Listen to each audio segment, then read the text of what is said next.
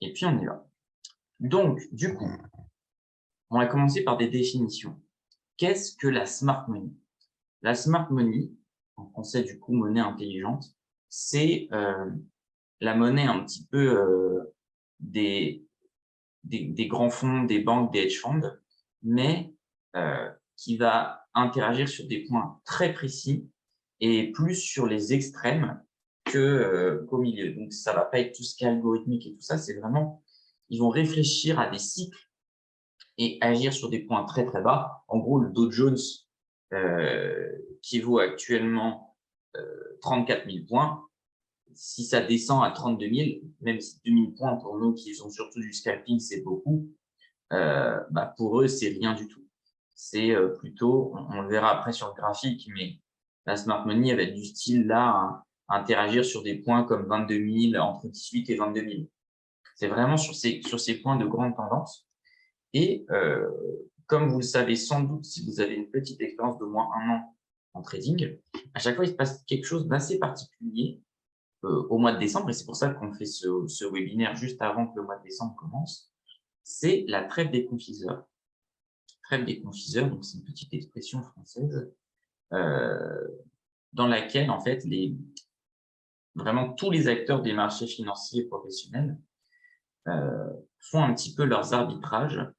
Et comme il y a vachement moins de volume parce qu'il y a les vacances et on essaye de finir l'année propre sans prendre trop de risques, généralement, le marché ne fait que monter puisqu'il y a pas mal de gens qui vont sortir de position quand d'autres vont acheter, mais il va y avoir plus de sorties, comme je vous l'expliquais, market, ce qui du coup va avoir faire tendance à baisser le marché.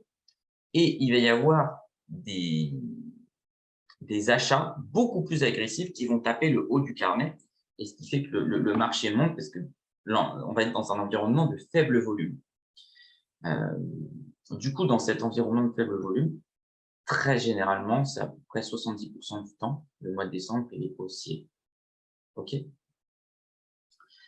Et du coup, la smart money, là, elle interagit un peu plus parce que la smart money, elle est beaucoup plus acheteuse, hein.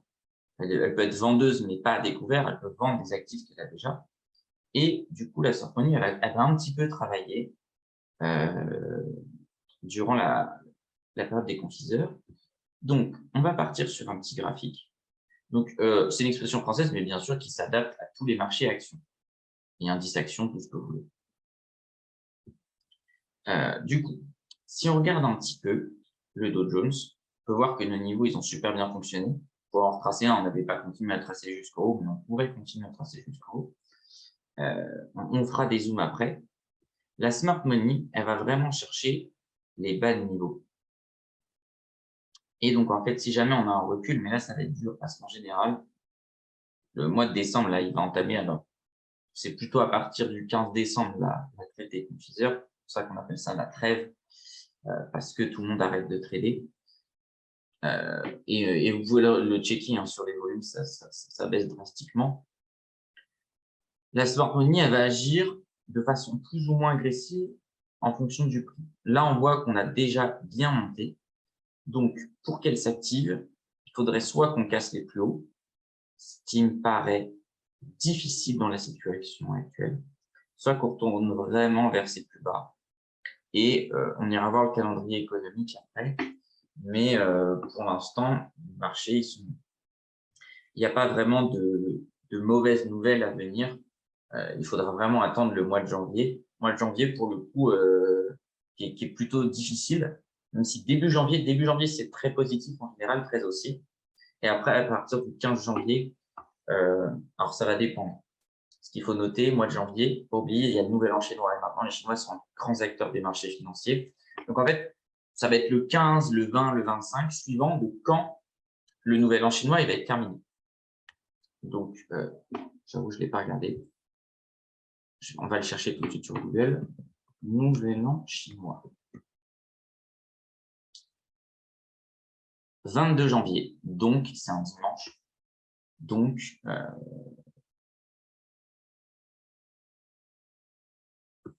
on peut se dire qu'à partir du 23, en gros, les marchés pourront commencer à corriger un petit peu plus. Mais donc, du coup, là, ce qu'on peut se dire, c'est que ce n'est pas mathématique, mais c'est à peu près ça. Du 15 décembre au 22 janvier, le marché, il est globalement haussier. C'est une très mauvaise nouvelle, bien sûr que ça va baisser, mais on va être plutôt sur une tendance acheteuse. En général, 70% du temps, bien sûr, ça veut dire que 30% du temps, ce n'est pas le cas. Donc, notre smart money, comment elle va agir? Si on est sur ces points-là, elle va taper fort. On va avoir beaucoup, beaucoup, beaucoup de volume. Si on est sur ces points-là, ça me paraît hautement improbable. Il faudrait vraiment guerre nucléaire pour qu'on arrive aussi bas partant de ce prix-là. Hein. On peut y arriver, mais ça prendra des mois. Ça me paraît impossible d'ici le 22 janvier. En tout cas, hautement improbable. Et là, elle agirait énormément. Elle peut aussi agir si jamais on casse les plus hauts historiques. Ça, c'est possible. Et là, elle se mettra à acheter parce qu'en fait, si on casse le plus haut, on change de paradigme. Et elle se dira, bah, tiens, je paye peut-être 38 000, mais en payant 38 000, il faut viser 50 000 en vrai. Hein. À long terme, hein. Ça ne va pas se faire comme ça. Il y aura forcément des hauts et des bas. Mais si on casse 38 000, on peut facilement faire 40, 42. Et ensuite, osciller, travailler et aller chercher les 50. Je ne dis pas que c'est le scénario que j'envisage le plus, que moi, je suis plutôt sur un scénario encore baissier. Hein. Je pense qu'il y a quelques problèmes qui ne sont pas encore résolus totalement, qu'il va y avoir pas mal de conflits. Quand je dis conflit, c'est pas conflit armé, c'est plutôt de l'inflation qui n'a pas encore fini de montrer tout son impact. Et qu'en fait, quand ça va commencer à taper dans les dépenses des ménages, parce que peut-être les salaires ne suivront pas ou d'autres choses, là, le marché pourra commencer à se retourner. Donc, du coup, là, on était en monthly. On va aller en daily. On voit que les niveaux, quand même, fonctionnent super bien. Et quand on voit que c'est les niveaux jaunes, ça fonctionne moins bien. Alors, il faut les traiter, du coup, comme je vous l'avais dit, comme des sortes de pivots, ces niveaux-là. Vous voyez que c'est difficile d'avoir parfaitement tous les bons points. En revanche, avec ça, ça nous permet de travailler et suivant notre agressivité, si on pense que le marché est très haussier, on va payer la première ligne jaune. Si on pense qu'il est un petit peu moins, on va payer la deuxième. Et si on pense qu'il n'est pas assez agressif pour l'instant, on va payer la troisième tout simplement. Mais on voit globalement, il est très haussier. Et tout à l'heure, en monthly, on avait un super niveau. Ben là, qu'on peut remettre, qui marche avec cette clôture de bougie, qui marche excellemment bien. Donc celui-là, on peut se le rajouter. Et bien sûr, c'est un niveau rouge, hein, parce que là, on voit que ça fonctionne en lancé, ça fonctionne extrêmement bien. Là, c'est la clôture. Là, c'est l'ouverture. Clôture, ouverture. Enfin, il est vraiment très propre ce niveau. Et on pourrait peut-être même, si on zoome, il y a combien de différence entre ça et ça? Parce que là, on est à combien? On est à 34 000. Et là, on est à 34 400. Il y avait aussi un niveau très intéressant.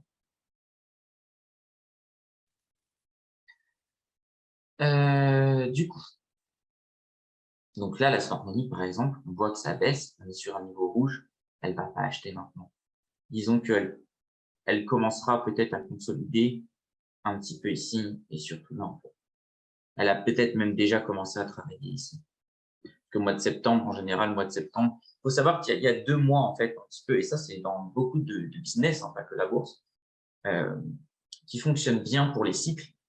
C'est le mois de janvier, bonne résolution, tout ça, on fait le ménage, on commence une nouvelle année, et aussi le mois de septembre. On revient de vacances et on peut dire c'est rentrée scolaire, tout ça. Donc, c'est un petit peu dans la même chose.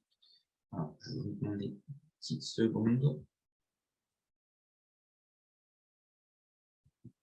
Hop, je suis toujours là, mais il faut juste que j'ai pas vu. Je n'avais pas activé l'électricité. Et du coup, voilà, on n'aurait pu être ennuyé. Voilà. Donc, voilà un petit peu comment elle interagit, cette smart money. Et c'est vraiment quelque chose de très, très, très long terme. Et ça n'a rien à voir avec ce qu'on préfère et ce qu'on fait le plus avec le scalping. Ensuite, si on veut faire un autre marché, un marché où je suis beaucoup moins bon, vous pouvez voir que si on regarde en daily, c'est quand même pas trop mal ce que je fais, mais c'est moins bien. C'est pas mal, mais c'est pas aussi bien. Je trouve que c'est moins propre. Il y a quelque chose sur mes niveaux, mais on voit que c'est pas pro. Ça pourrait être beaucoup mieux, mais c'est un marché sur lequel j'ai pas d'affinité, il faut pas se forcer. Mais au moins, alors, ce qui peut être intéressant pour vous, c'est ne vous forcez pas. Vous voyez, ça fait des années que je le regarde, ce foutu euro-dollar, et vous voyez que c'est toujours pas concluant. C'est sûr que c'est beaucoup mieux qu'un débutant ou quelqu'un qui a peu d'expérience, mais par rapport à ce qu'on peut voir là, sur le Dow Jones, c'est très précis, c'est très propre, ça fonctionne très bien. Sur l'euro-dollar, ce que je propose, c'est quand même vachement moins.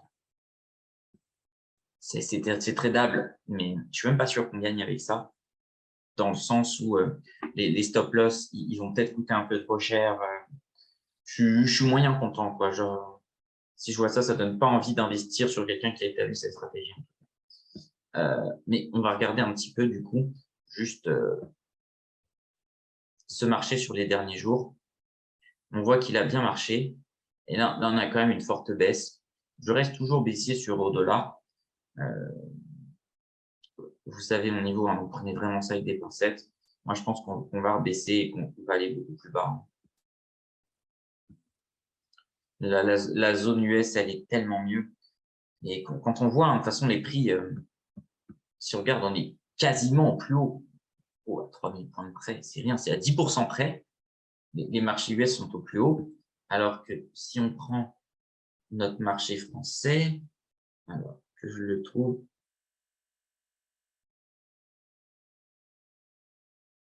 spot indice. Donc, si on prend notre bon vieux CAC 40,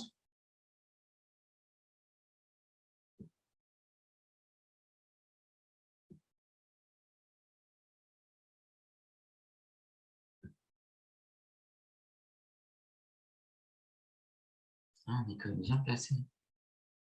7003, ouais, on est aussi à 10%.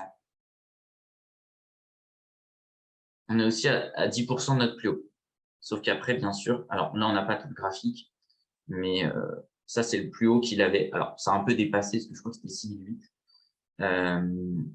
Ça, c'est le plus haut, en gros, des années 2000, à peu près, à 500 points près, ce qui n'est pas énorme, à 10% près. Donc là, en fait, on est à 10% de notre plus haut de 2000, alors que eux, bah, ils sont à 10% de leur plus haut de 2021. Alors, je sais pas, on ne pourra pas aller plus loin que 2016, mais si je regarde très, très rapidement sur mon téléphone, le Dow Jones,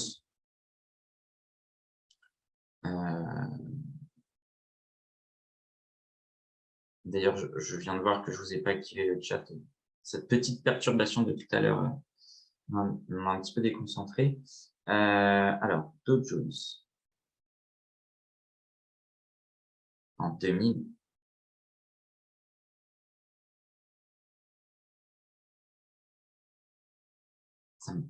je sais même pas, je vous pose une cote, je sais pas. Alors, je vais mettre au max. Je suis sur Investing, site dont je vous ai déjà parlé, qui est très bien. Alors,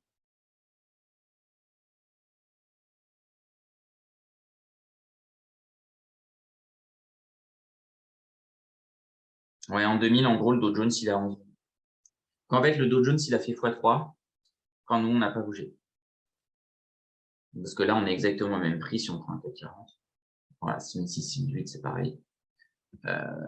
Donc, il y a eu des arbitrages qui ont été très mauvais sur le CAC 40. Donc, ça prouve bien la grande différence qu'il y a entre nos deux économies. Et on peut faire pareil pour le DAX.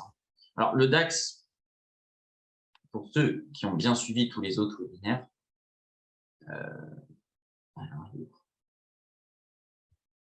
le DAX, c'est triche un peu, puisqu'il est en dividende réinvesti. Donc, pour ceux qui n'ont pas suivi, je vous rappelle que le DAX, on rajoute les dividendes dans l'indice. Donc forcément, toute chose égale par ailleurs, il fera que monter. Je ne crois pas que ça existe le DAX sans dividende, parce que ça existe le CAC 40 avec dividende, mais le DAX sans dividende, non. Alors, si vous voulez le CAC 40 sans dividende, je ne sais pas si je vous partage tout mon écran ou juste le RNFX, mais vous pouvez chercher. Dites-moi dans le chat si vous voyez mon écran Google là. C'est le CAC GR. Et vous voyez que si on compare le CAC au DAX avec le même mode de calcul, bah, le CAC il vaut 19 535. Je vous laisse, si vous ne voyez pas, je vous laisse chercher chez vous. Tapez CAC 40 GR, la lettre G, la lettre R tout simplement. Et vous pouvez voir son évolution. Il est calculé, mais pas coté. On ne peut pas trader ce produit-là. Ou peut-être avec des produits dérivés, mais ça n'a pas de sens parce qu'il n'y a pas de produits futurs derrière. Voilà, donc quand même notre CAC 40, qui, si on avait le même calcul que DAX, est bien au-dessus. Alors, il y a 10 entreprises de plus dans le CAC 40. Ça joue un petit peu. Mais si on les enlève un quart,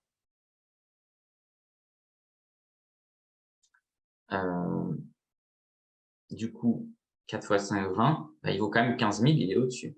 Quasiment, en fait, c'est quasiment une parce que c'est 19 en fait. 19 500. Donc, il s'en sort pas trop mal,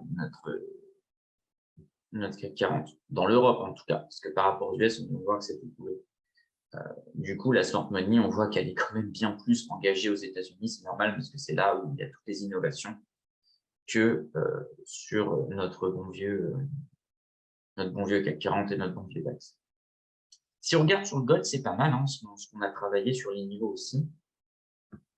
Alors, là, sur le gold, on est tellement aussi, si on parle sur des grands horizons de temps,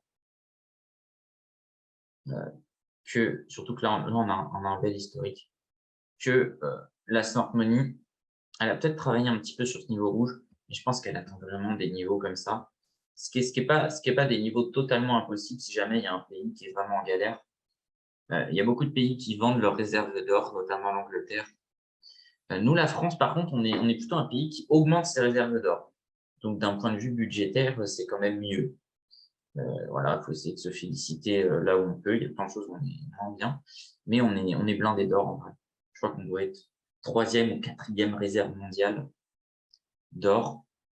Et imaginons si on se mettait à vendre pour, je sais pas, financer des trucs, bien, il n'y aurait pas de problème. Enfin, le marché pourrait fortement baisser et la smart money commencerait à travailler ici.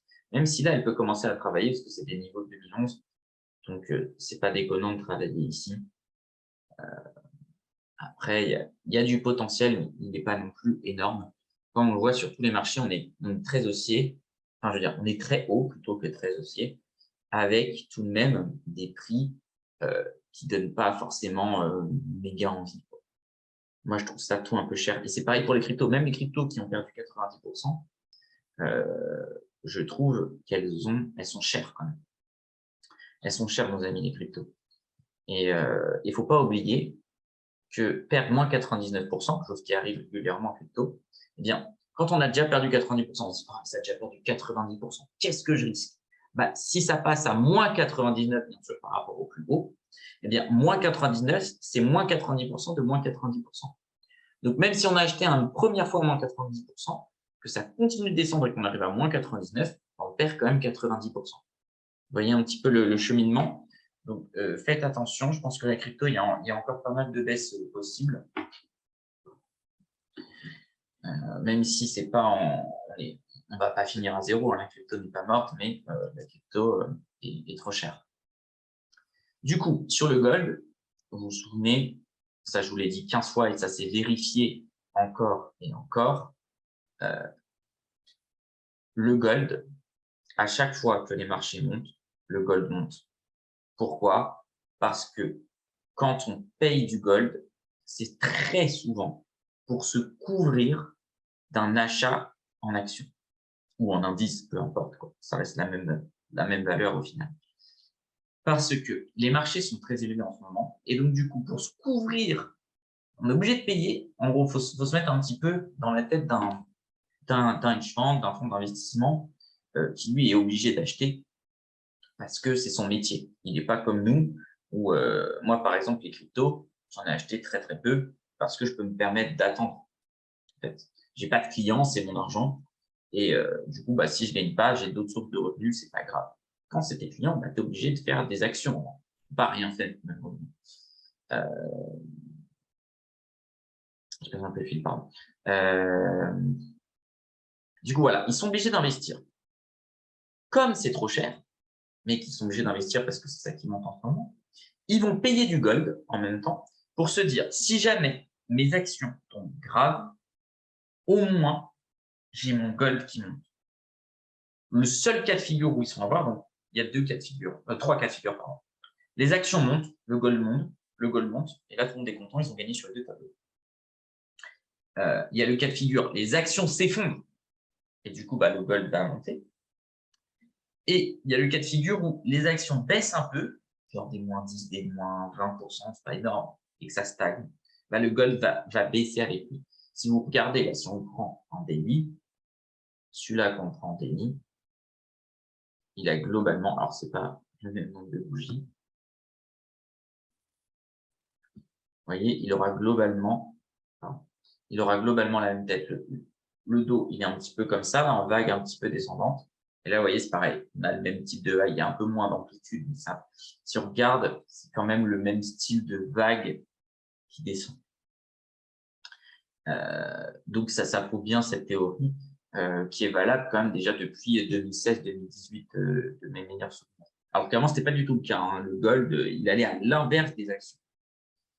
Mais dans ce marché très haussier sur le long terme, c'est très haussier et très cher, le gold, dans les petits mouvements, va suivre globalement le mouvement des actions.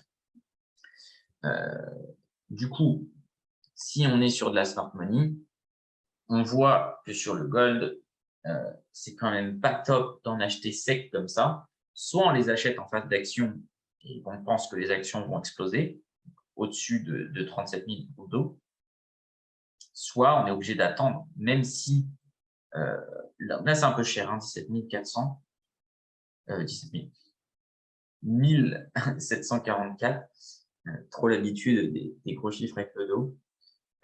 C'est un peu cher, c'est 100 $ au-dessus. Là, c'est des bons prix pour rentrer. On voit qu'on a tapé 3 fois. Donc, quand même, on est venu tester de manière importante le marché. Mais on voit que la smart money était vraiment là parce que si on regarde en monthly, voilà, on est sur des niveaux de 2011. Ça fait longtemps qu'on les a pas vus, même si on allait plus bas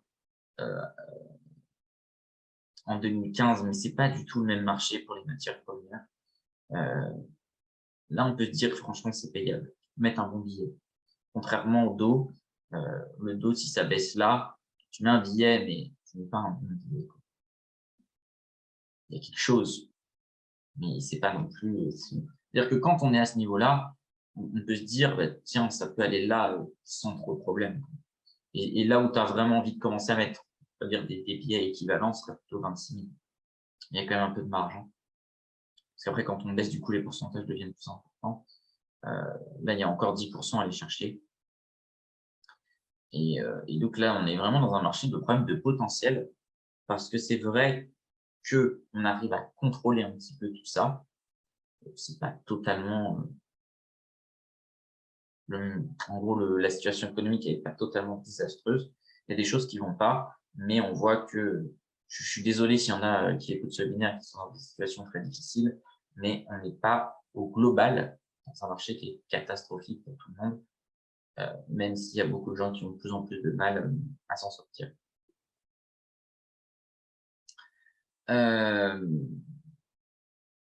Voilà un petit peu pour ce point sur la smart money. Je ne sais pas si vous avez des questions. D'habitude, je vous en laisse en poser beaucoup plus, mais là, je voulais vous faire une grosse présentation parce que souvent, c'est quelque chose qui est un petit peu nébuleux, mais qu'est-ce que c'est la smart money? C'est vraiment tout ce qui est très loin du hedge fund trading. On n'est pas du tout sur du scalping, on est vraiment sur des points clés très importants où en fait, c'est quasiment mathématiquement obligatoire que le marché aille dans ce sens-là. Par exemple, en 2008 et pareil en 2010, il y avait des actions qui étaient sous leur cours comptable. C'est-à-dire que si on fait la capitalisation, somme des actions multipliées par leur prix, on n'est même pas à la valeur comptable de l'entreprise. C'est-à-dire que si l'entreprise elle ferme demain, on vend tout, on récupère plus d'argent que nos actions. Nos actions ne pouvaient qu'augmenter. C'est là où la smart money, en fait, elle interagit. C'est qu'on va avoir différents paramètres, comme moi, quand je le faisais sur les matières premières avec le charbon et le minerai de fer, il y a certains points clés où tu sais que le marché ne peut aller que dans un sens. Je ne sais pas, parce que la Chine, elle te fait un grand plan où il dit qu'ils vont construire, je ne sais pas, 400 ponts, 300 aéroports, des buildings partout, et que tu vois que tu es sur un minerai de fer très faible à 40 $ la tonne, ton marché il peut aller que dans un sens, sous réserve que ce qui est dit est vrai, mais tu peux le checker sur je vais regarder, par exemple, la, la puissance à laquelle sont envoyées, et place Furnace, je cherche en français, mais c'est les centrales qui vont chauffer très fort pour faire fondre le minerai de fer et pour faire de l'acier. Il faut que ça monte très haut en température. Ça consomme beaucoup d'énergie, du coup, ça, on peut le traquer. C'est des points clés, en fait, macro, qui nous permettent de dire, bah là, le marché, il peut aller que dans un sens, en fait. Alors, je vois qu'il n'y a pas de questions. Du coup, ça doit être assez clair, je suppose. Voilà un petit peu comment on peut travailler. On va faire un petit tour. Alors, je vais arrêter le partage pour être sûr que je vous mets l'ordinateur. Et on va faire un petit tour, comme à chaque fois, par le calendrier économique de la semaine. Parce que je sais que vous aimez bien et ça vous aide. En plus, on est lundi. Et on peut se faire toute la semaine. Ça va vous aider à bien la démarrer. Et c'est intéressant. Et ça va un petit peu dans cette idée de smart money, en fait. Si on a un webinaire toutes les semaines, on peut se dire que toutes les semaines, on fait le calendrier économique. Et puis quand c'est les webinaires du jeudi, on le fait pour la semaine d'après. Ça ne change pas grand-chose. Même si parfois, il y aura des choses qui vont changer, mais globalement, ça ira. Hop. Du coup, voilà. Donc, on commence. Je vous ai bien mis toute la semaine.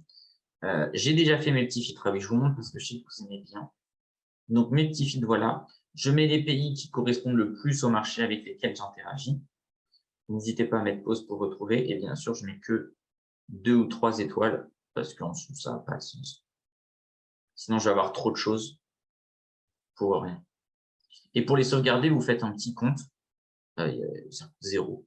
Et comme ça, vous pouvez les sauvegarder. Parce que sinon, il faut le refaire à chaque fois. C'est un petit peu. Du coup, là, si on regarde tout ça, on s'en fiche un petit peu. C'est pas quelque chose qui aura de l'impact. Tout ça, franchement, c'est tellement moyen. Alors là, par contre, là, on est sur des choses intéressantes. Là, l'inflation allemande, qui est annoncée en négatif, c'est très étrange, qu'en mensuel, ils disent moins 0,2 et qu'en annuel, ça serait le même chiffre. En gros, on aurait tendance à dire que ce serait 10,4 moins 0,2 qui devrait nous faire 10,2. Ce qui veut dire qu'ils ont dû réviser le chiffre et que le chiffre précédent n'était pas bon, c'était peut-être ça vaut 10,6. Et que du coup, ça vaut 10,6 moins 0,2, ce qui fait 10,4. Donc ça va être intéressant à surveiller.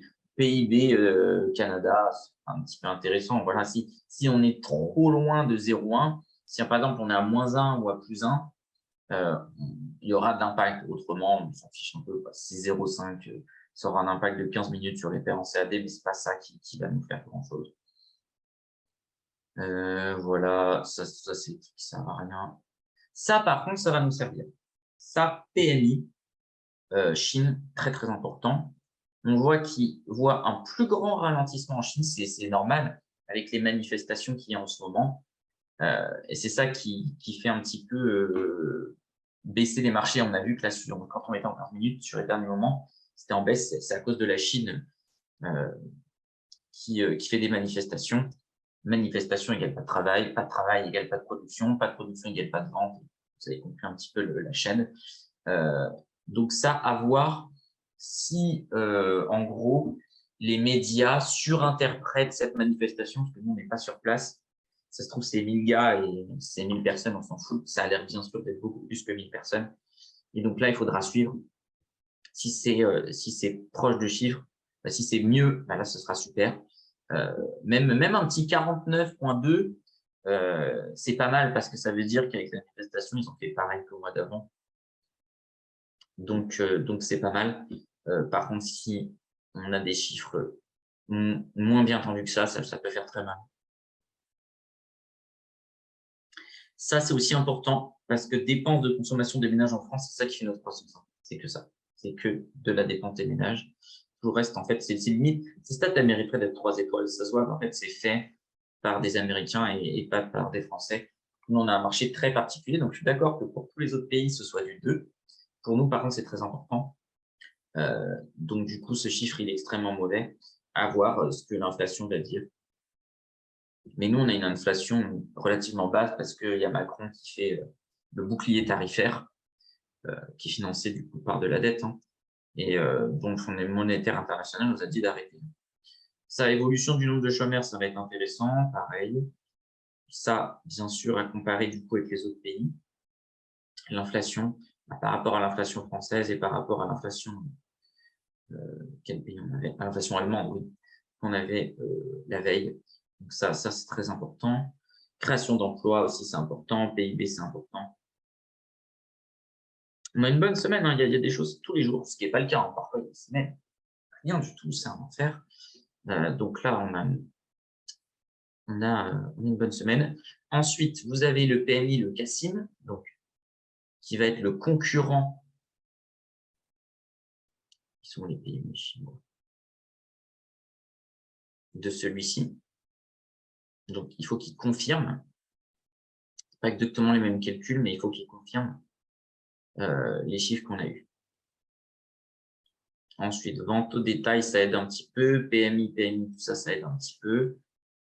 Pardon. Je suis désolé, je fais avec le pad, j'ai pas de souris. C'est moins agréable. Tout ça, ça à la limite. Pardon. Mais ça, on s'en fiche un petit peu.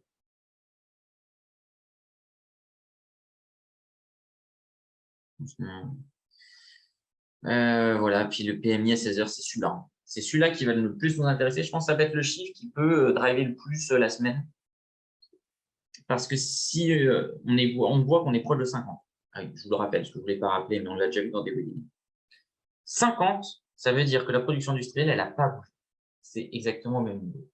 Au-dessus de 50, la production industrielle s'est accentuée, il y a plus de production, donc c'est un bon chiffre. En dessous de 50, c'est un mauvais chiffre. Parce que ça veut dire qu'il y a moins de production. Comme on est dans un système capitaliste, la production, ça nous intéresse beaucoup. Et du coup, on va terminer avec ce vendredi 2 décembre. Donc, on voit qu'on a un discours à 3 heures du matin. À voir ce qu'elle va raconter. Il faudra voir en fait dans la semaine. Si mercredi, on parle beaucoup de ce discours, il aura de l'impact. Si mercredi, jeudi, on n'en parle pas, c'est-à-dire qu'on s'en fout de ce qu'elle va raconter. Salaire moyen, d'habitude, on s'en fiche. Mais en ce moment, on ne s'en fiche pas parce qu'il faut que ça comble l'inflation. Donc, il faut le plus possible. Hein. Tant que ça augmente, c'est bien, mais il faudra voir. Si on a des chiffres d'inflation, on a vu l'IPC de tout à l'heure, qui sont en hausse, et qu'on a ça qui en baisse, du coup, c'est extrêmement mauvais. Et si, par exemple, l'inflation, elle explose, moi, je dis une bêtise, genre 15%, et que ça augmente pas de 2-3%, du coup, c'est extrêmement mauvais. Même si ça fait 1% et que c'est mieux prévu. Vous voyez ce que je veux dire? Donc, toujours penser comme ça. Création d'emplois dans le secteur non agricole, ça c'est important. Je ne sais pas pourquoi il me fait remonter. Pas lorsque ma on s'en fout, discours, on s'en fout. Donc, voilà, salaire moyen en annuel, parce que ça, c'est le mensuel. Il faudrait que ce soit plus. Hein. Parce qu'attends, elle est à combien l'inflation US?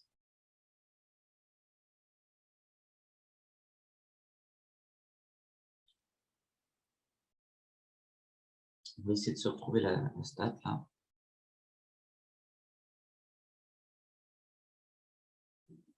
Ça, c'est un début d'inflation. 4,1.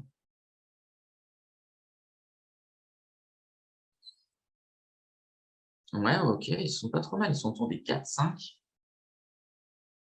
Donc ça, c'est pas mal. Hein. Si ça tape ce chiffre-là, c'est bien. Hein. Parce que c'est entre 4 et 5, donc on n'aura jamais de chiffre parfait. 4, 6, c'est bien. Si on est à 5, c'est excellent. Hein. Ça veut dire que ça cover 100%. Et si les salaires continuent en plus de l'inflation, c'est nickel. Hein. C'est très, très bon pour la croissance. Hein. Parce qu'il y a peu de pays qui peuvent se permettre d'avoir d'aussi bonnes statistiques.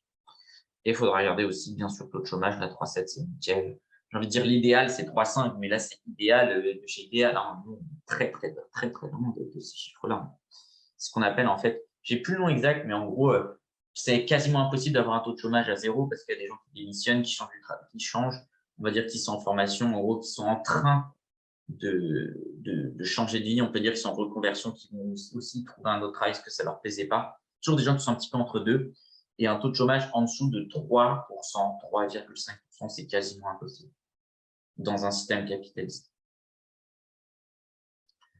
OK. Je vois qu'il n'y a pas de questions, donc ça doit être très clair. J'espère que ce webinaire vous a plu, puisque je l'ai fait à votre demande. C'est vous qui avez demandé ça. Du coup, vous voyez, c'est beaucoup plus macro. Hein. Ce n'est pas très trading, graphique, machin. Ça tombe bien. On a une session trading cette semaine. Je vous laisse noter. On a un webinaire sur Trading Dow Jones, comme on a l'habitude de faire, qui est jeudi 1er décembre, de 16h à 17h. Donc, 100% trading. On fera très certainement, je pense, 16h, 16h40, parce que j'ai un autre rendez-vous après, il faudrait que je style. Mais c'est pas grave, on en a fait des plus longs, on en fait des plus courts. On verra. Si la séance est extrêmement bien, je pousserai, bien sûr.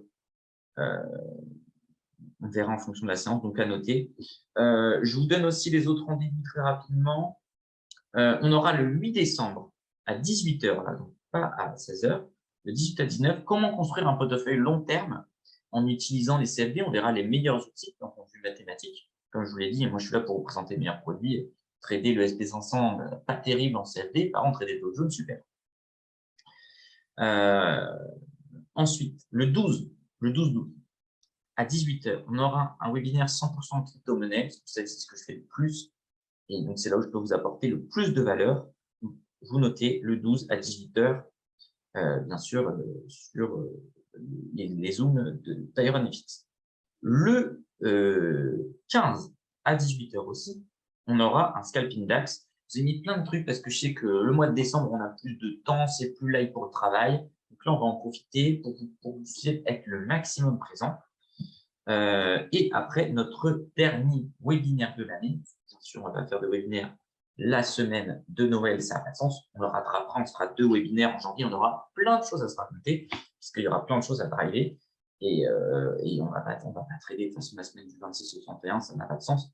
Donc, le 22, de 18h à 19h, comment anticiper les marchés en 2023, ça va être top.